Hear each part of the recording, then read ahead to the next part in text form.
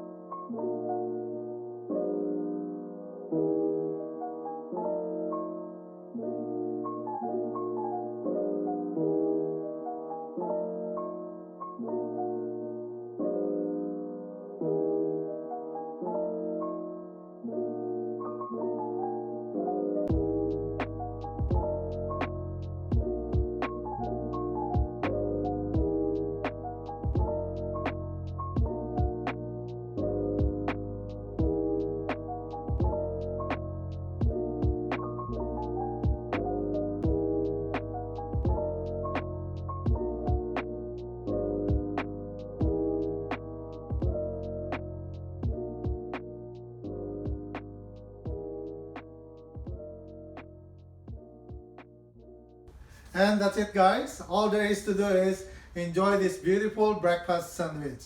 You can take this on the go or sit down with a hot coffee or fresh OJ and have a great morning.